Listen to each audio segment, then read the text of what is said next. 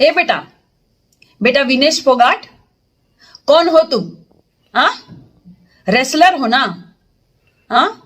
कुश्ती लड़ती हो, पहलवान हो तुम, इस देश की पहलवान हो तुम। हमें गर्व है तुम पर ए बिटिया, लेकिन सिर्फ अखाड़े में कुश्ती दिखाओगी? अखाड़े में ही कुश्ती दिखेगी पहलवानों की? अरे कोई यौन शोषण कर रहा है तुम लोगों का और तुम लोग सिर्फ अखाड़े में कुश्ती दिखाओगे? पहलवान बिटिया हो तुम, धर दबोचो साले को, वही हड्डी तोड़ दो उसकी, हड्डी पसली सब एक साथ मिलकर धरना करोगी। कौन सुनेगा तुम्हारी? ये सरकार सुनेगी?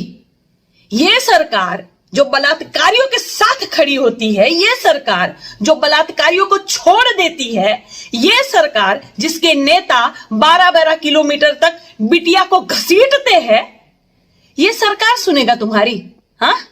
और तुम्हारी बहन है ना बबीता फोगाट, उसको बोलो कि तुलसी पूजा बंद करे।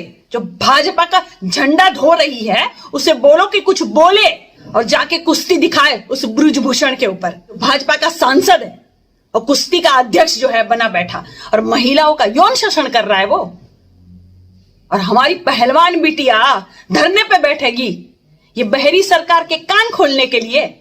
अरे तुम लोग सब मिलकर जूता उतार के साले को लतियाओ। अरे तुम लोग सब पहलवान हो, पहलवान हो तो पहलवानी दिखाओ, जाके उस ब्रुजभूषण की हड्डी तोड़ो, लाइव दिखाओ लोगों को। क्या होगा ज्यादा से ज्यादा?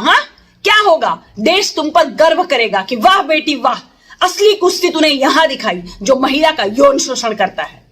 बाकी ये सरकार तुम्हारा नहीं सुनेगी बेटा, ये सरकार किसी की नहीं है, ये किसी की नहीं सुनती है। खासकर बेटियों के बारे में तो बिल्कुल नहीं सोचती है। ये सिर्फ नारा देते हैं बेटी बचाओ बेटी पढ़ाओ, ये चेतावनी देते हैं। सुन रही हो तुम?